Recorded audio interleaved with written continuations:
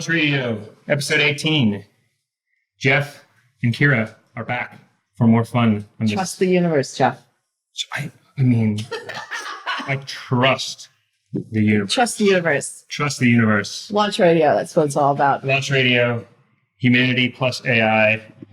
We're in the future, and the future is Launch Radio. Ooh. Geoff and Kira. Today we have a lot of fun stuff to talk about. We have like a quiz first that I get to partake in. Kira's going to take the quiz.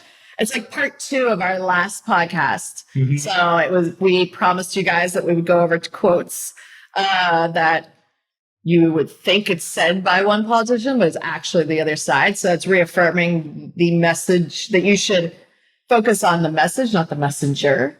That's right. So that you're not so closed-minded where you're like, oh, well, Obama said that, so I'm not going to listen. But, take out the person who said it, and do you believe in the quote then? We are very easily biased. Manipulated. Biased and manipulated. We are very, very easily manipulated by what our perceptions are of people. Correct. In this crazy 2019 world. So when you read the news and you see who said something, you automatically create a perception in your head around that person. Bias. Right. Bias Unconscious factor. bias. And it's automatic with people. Right. And literally, if you think something about somebody, if you have bad opinions about somebody or you don't like them, right, a quote can be said by them by a person you don't like you don't like this, and they have said this quote, and then automatically, no matter what that quote is, you don't agree with it. You think it's wrong because you don't like that person. Correct. When if someone you liked said that quote, you would love the quote. You're like, oh, I 100% agree. Yes. And so we humans don't always see through that. We don't see through that. We're so biased by our perceptions that it's easy. So we're gonna have some fun today to start off. And so you're gonna read the quote, and then I'm gonna try and decide who it is. And I'm gonna give you a few options of who it is. Right? I'm gonna give you a couple choices. Okay. That's correct. Okay. And so some of you might have already heard before, and so way back you might remember it, but I tried to be somewhat creative in what I found. So I'm going to give Kira the first one. Okay, I'm ready. And she's going to guess. Okay, here's quote number 1. Okay. Do I get a prize if I win all of them? The prize is a free subscription to Launch Radio. Dope! Yeah, that's your prize. How about a hat? A hat? I do have hats. Okay. Ready. We'll get you a hat. You get them right. Okay. Pass the test. Okay. Quote 1.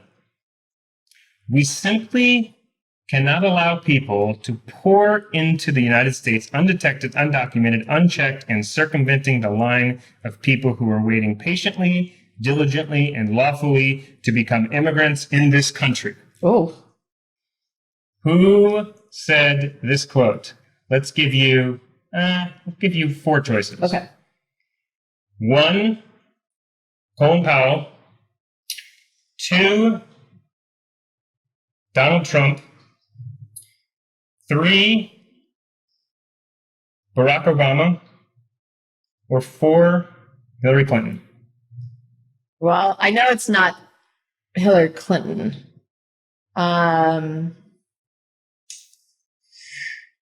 Colin Powell, I don't feel like would ever say that either. He's so quiet. His thoughts. 5 seconds left. Clock. Oh, I didn't know there was a clock. Right. 3, Trump. 2, 1. Incorrect. It was Barack Obama in 2005. He said we simply cannot allow people to pour into the U.S. undetected, undocumented, unchecked, and circumventing the line. Can you imagine if that was in the news today? Yeah, that's right. Everyone would think Donald Trump would have said that. And they would. And there's actual video of him saying it. So that was Barack Obama who said it. That was Barack Obama who said that about immigration. Well, that's interesting. It's just shocking to... Yeah, it's the message, not the messenger. That's right. We're too easily... All right, let's do another. I mean, Trump supporters would be like, I hate Obama. But if they read that, not knowing that it was Barack. It's interesting, isn't it? Yeah, very. All right, let's do another one. Okay. Quote, the left liberals believe that if we just have more gun control laws, all the problems are going to go away. Well, I don't think so. I think, yes, it will. It will be reduced. There's no question about that. So we have A, Mitt Romney, B, Michael Moore, C, Donald Trump, or D, George W. Bush.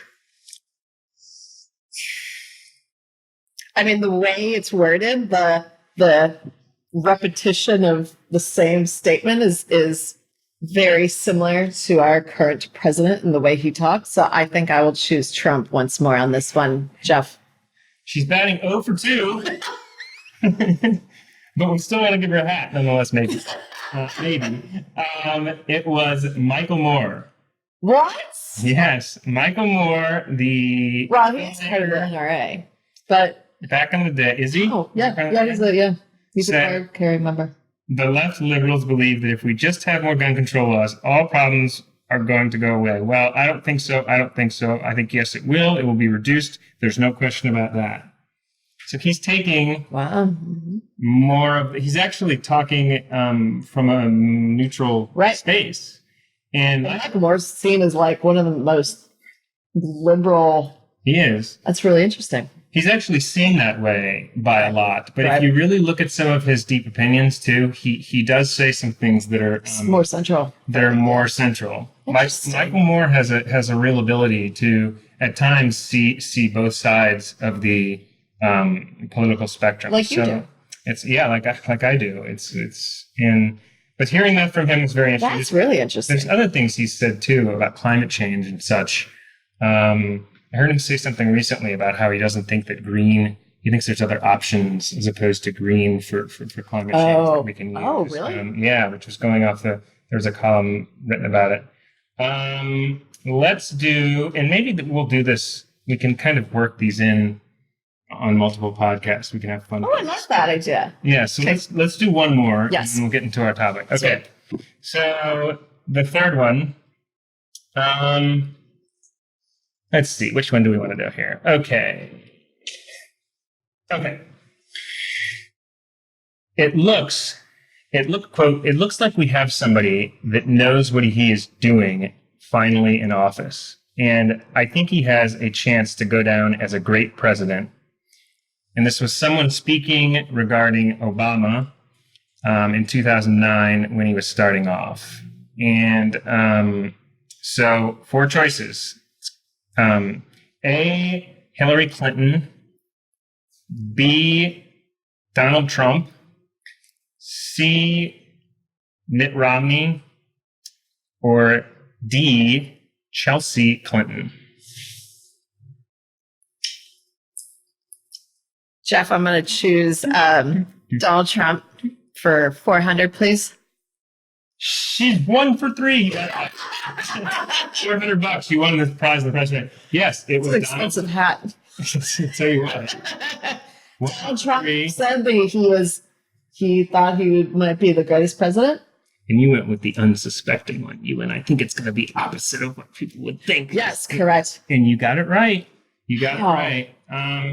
Donald Trump said that about Barack Obama when he came into office, which today, again, nobody could ever possibly see that. Like, it looks like we have somebody that knows what he is doing finally in office. I think he has a chance to go down as a great president. Wow. Trump said that about Obama. I wonder if anyone's ever tweeted him that, like, hey, remember saying this? Somebody should do that. But, like, that's not the only... Did you see the interview where Obama was like, don't underestimate... Keep doing my voice. Don't underestimate Donald Trump as president. Like, he actually complimented him right back, which was surprising to hear. So people say things that... Yeah, you got to watch. Don't read who the quote's from. You know, it's all about the message. It's about and being careful of your unconscious bias that we all have. Bias just influences everybody, doesn't it? Well, you went 1 for 3, Kira. All right, well, you did well. We'll keep going with those in each podcast and just see if I can, by the end of the year, get a hat out of it. We'll do a few more next week. Maybe you can do I'll do. Yeah, I love that idea. So we'll switch off. We'll switch off. Done. So that was fun. So we're going to now shift gears. Yep. That's our new intro. We're going to shift gears into a topic which we've been thinking about, we've been talking about, and it's actually another hot topic which people talk about everywhere today. And it's regarding relationships, but specifically, we've talked about relationships before in AI and tech and how dating apps influence that. But Kira and I were talking, and we thought it would be cool to talk more about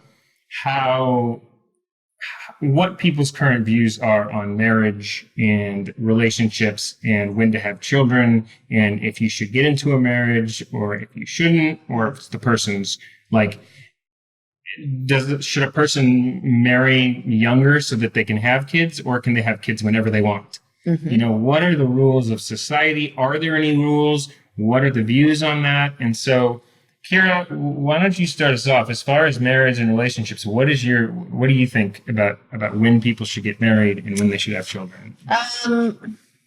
Well, I guess I'd probably start with a personal story where, you know, when I got married in 2010. And it wasn't that long ago. I was only married 3 years, and then I was like, I don't want to do this anymore. Yeah. So I'm not married anymore. But when I was married, the minute we started dating, it was, when are you moving in together? And then it was, we moved in together. Then it was, when are you guys getting married? And then when we got married, it was, when are you guys having kids? And it was like, as a human being, you almost had to always hit these milestones. And if you didn't hit the milestone, they would constantly ask you the question of, especially, well, when do you guys have kids? And I always found that so extremely offensive, because what if I couldn't have children, you know, medically, or how about, what if I didn't want to have children, which I didn't? And to say that to someone blew their head off, you know, like, especially back then. I feel like things have changed a little bit where it's okay to say, hey, I don't want to have kids. Mm-hmm. The end. You're not judged as much. I've had women, though, when I was married, tell me that I'm put on earth to have children. And I was like, okay. Yeah. Like, that's ridiculous. I'm not a baby making factory. Thank you, though. Destiny. Yeah, like, that's the reason why I'm on earth. Like, if that's the case, you know, there's lots of people that can have kids. I will let everyone else kind of enjoy that, a joyous occasion, I'm sure that it is. So I think even back then, you know, it's 2009 or it's 2019. So 9 years has changed. I think things have really shifted. I think the women's movement and all of that has put it into this, like, I don't need to have kids. I can wait now. If I were to have children, I would have wanted them years ago. I don't think it's right for me personally to potentially have a child now that I'm older who might have a disorder or, you know, whatever. Really? I don't think it's right for someone as an older woman to be like, I have to have a child. So I'm going to have a child in my late 30s, 40s, because I have to have one. And it's like, hey, there's kids out there that can be adopted. You don't have to have a child. Like, it's not the end of the world if you don't have a child, is it? But what if they want to have? I get it, but like, these times have changed. Our bodies haven't changed. We still, you know, biologically, women are, you know, the peak is like 16, 17, right? Mm-hmm. And just because women have decided to put it off doesn't mean that you're not putting yourself at risk and putting the child at risk by having. But I question the morality of having a child older when you're older in life. You do. Yeah, because I think it's a drain on healthcare. It should you then have these complications. Isn't it a person's right though to be able to have a child whenever they want? They can have them whenever they want. Is it best for you? Is that a good idea to have a child and then you could have potentially a Down syndrome child? Is that good? Well, you can have a Down syndrome child at any age. Yeah, but everyone knows that once you get older, those statistics increase substantially. After 35, I think it's like 1 in What are the odds? 5. I don't know. Give me a sec. Okay, so I mean, I personally believe that if women want to have kids, when they're in their 20s, that's great. If they want to in their 30s, if they want to in their 40s, whenever. If they don't want to have kids, that's fine too. I believe that it's up to the person when and that's fine, but I just have a feeling people don't like women are like, oh, I can still have kids. I'm 42. And you're like, hey, lady, you may think you can have kids, but like you have a very high chance of having a child that has developmental issues. There's odds and chances in everything in life. Yeah, but why take a chance when, that's crazy. I mean, go adopt a child. How many children are out that need, it's like you could buy a dog that's purebred. Yeah. Or you could adopt it from a shelter because there's lots of dogs in shelters. Yeah. I don't know. I already now can't find. I mean, it reminds me of. I saw what Kira's saying, and she's looking up some stats for us. But it reminds me of some tweets that I saw this week from. So there's this guy, Stefan Molino, who Free Domain Radio is what he runs, but he talks about male-female relations and marriage and such a lot. And there were some tweets that he sent that I just didn't really agree with, and I want to see kind of what people in response think about this and what they say in the comments, because I didn't agree. I mean, one of his tweets this week was, for those who don't understand economics, if more women have children earlier, the wages of men who provide for them will go up. Everyone wins. Stay-at-home moms are the happiest women. Babies have their mothers. Men make more money. Beautiful. Now, okay. So what's my response? What's your response to that? I mean, my response to that is, as someone who generally sees both sides of all these issues, is like, he's taking the conservative rights, hard rights view on this. And I believe people can have kids whenever they want to have kids. They can have them. But biologically, it's probably not a good idea. Like, okay, I found the stat. So you have a chance. 1 in 240 by the age of 35 is Down syndrome. 1 out of 240. Okay. By the age 40, Down syndrome rate increases to 1 in 53. I mean, that's substantial. Yeah, but there's a lot of things. I mean, that's just... Why take the risk? Why risk yourself? What if you want to have kids? You know what? How many kids are in foster care? Why do you have to have your DNA spread all over planet Earth? I think if people want to have kids, yes, there's a risk. There's risks with everything. I think that not everybody's going to go digging out those stats. If a woman is wanting and able to have kids at 40 years old, they are certainly welcome to, and they shouldn't be influenced by Down syndrome stats. That's my opinion on it. And when, here's Molino again saying, and nothing against him, I'm sure he's a lovely guy, but he says, come on, ladies, you know this as well as I do.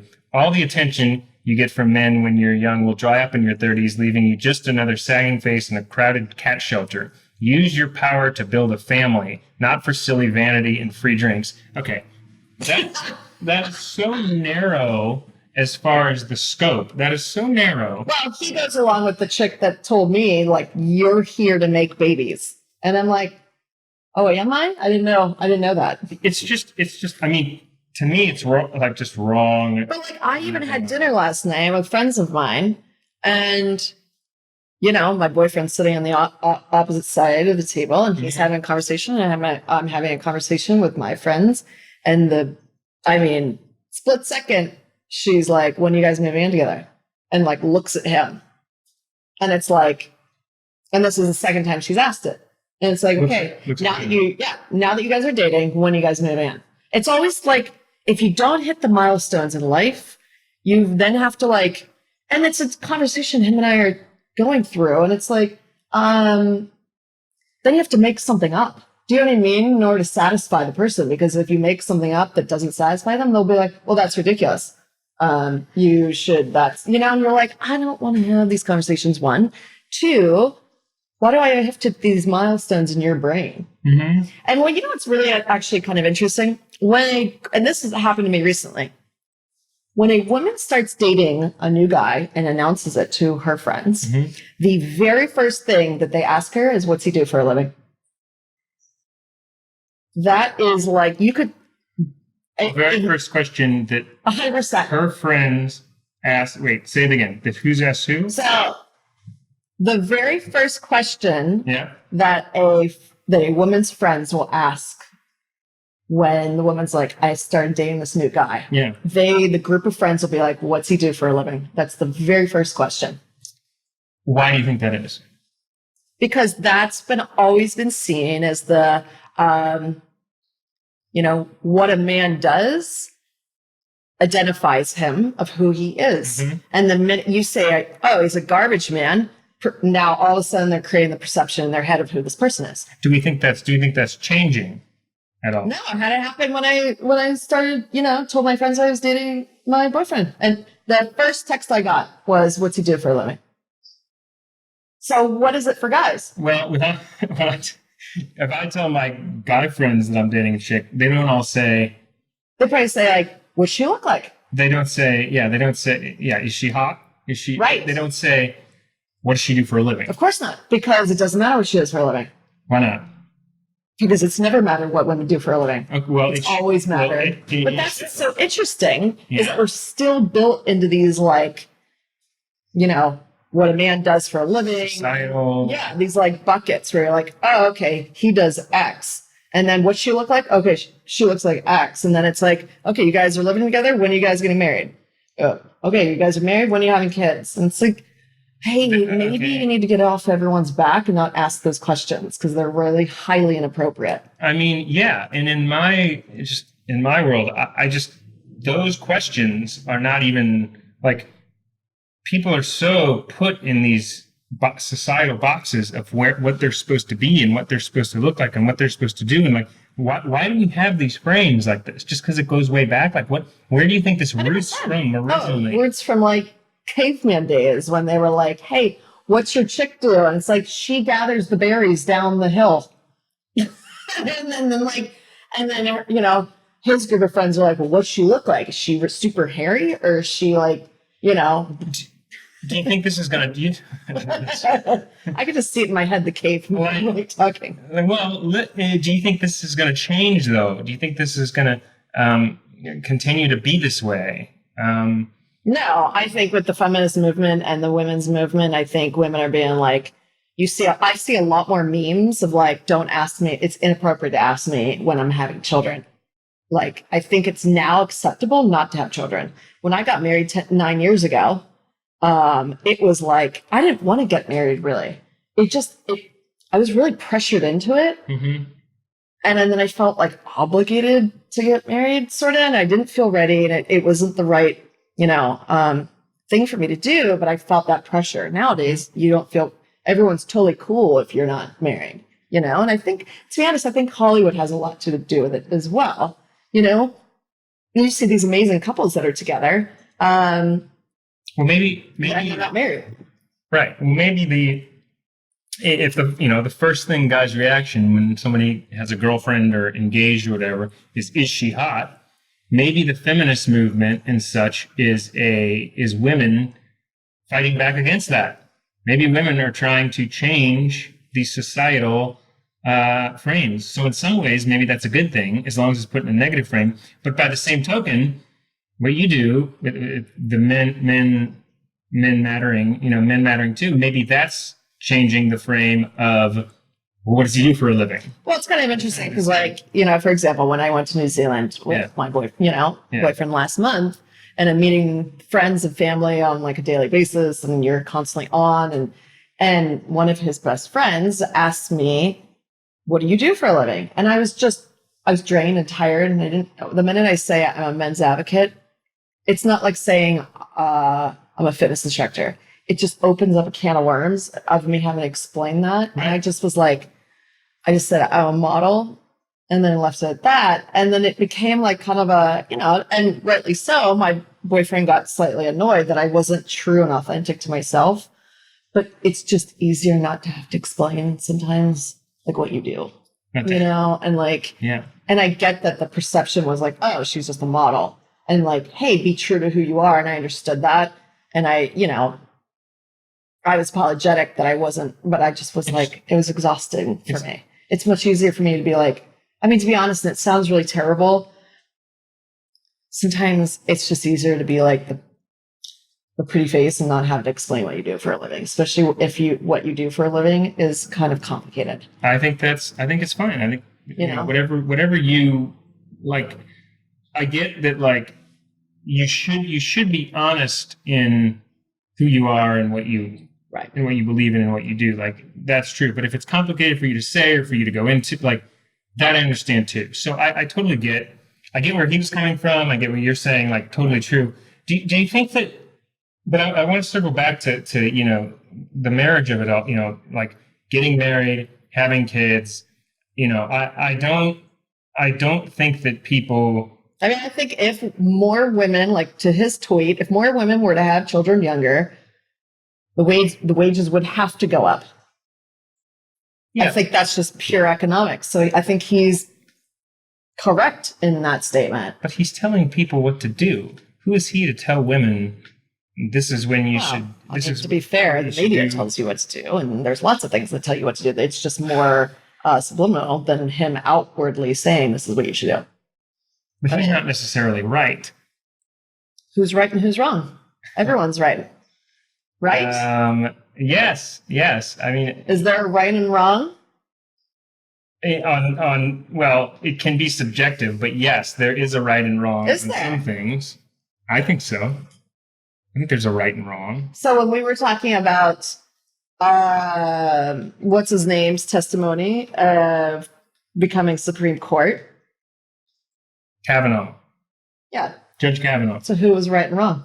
Well, for one, that's talking about, there was a debate about him and I forget the lady's name, who was going up against him, but they both had a different view of the situation that happened in the past. Right. So that's his view on the world, is that, hey, I look at it from whatever perspective he looks at it from. Yes. So is there a right and wrong to his point of view then?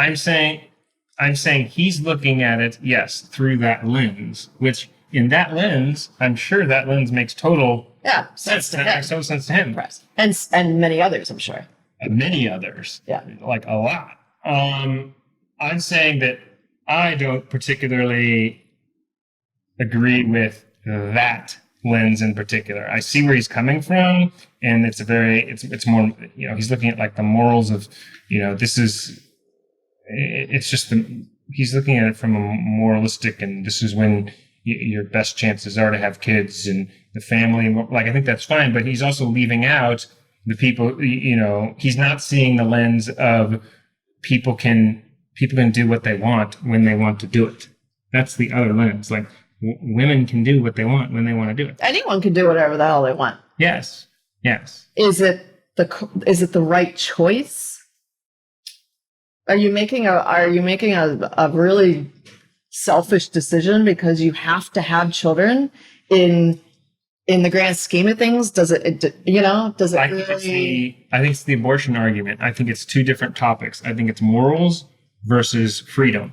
And I think one side is arguing freedom, which is I can do whatever I want, whenever I want. I think the other side is arguing, no, this is morals. If you're moral, you have a child young, you have your family. So we're literally on different topics because the lens is different. And that's the same thing with the abortion topic too, is it's morals versus freedom. We're on different, the right wing argue for morals.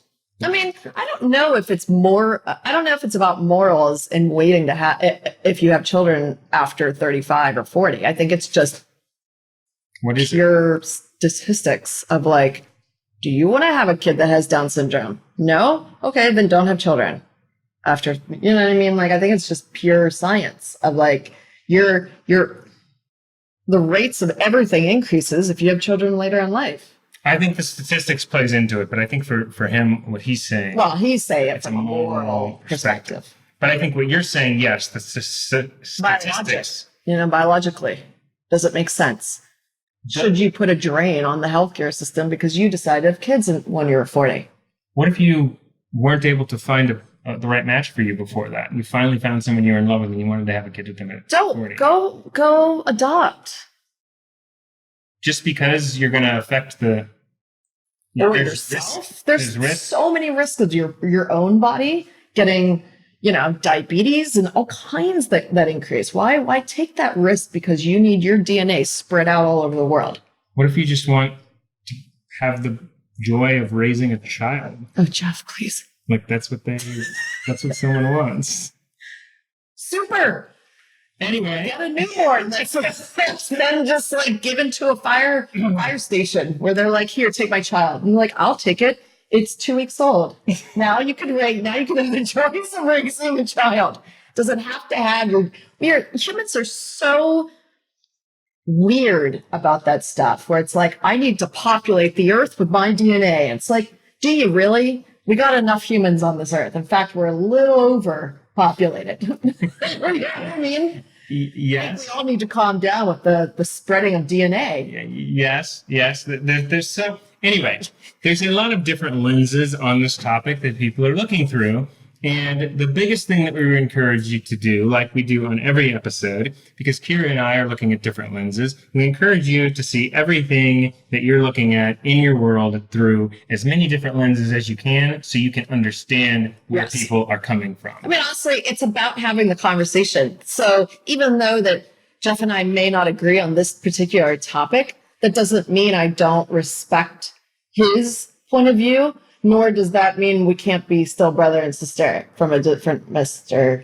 That's right. Right? So, like, you can still have conversations. I think that's what's missing from the world, where you can't even have conversations now. You have to be in one camp or the other. And if you choose to switch camps, you're like flip-flopper, and you're like, you're allowed to change your mind. Tomorrow I could change my mind and be like, no, I think it's great. I think it's everyone's choice and blah, blah, blah. But, like, Kira and I like to debate. We like to fight it out. And then after the debate, we're just like, oh, but we're brother and sister. All's good. Like that's the fun of it. And that's how the world really needs to get back to being open to everyone's different mind frames. I think we're so polarized now where it's like, if you're not in this camp, you're in that camp. And I don't agree with you. And I, in fact, hate you. And it's like, hey, everyone needs to calm down and just respect everyone's own personal opinion and their values and the way they're brought up and their environment and their perceptions of the world, So use Kira and I as role models in that way, and that we just want to fight it out. We just want to debate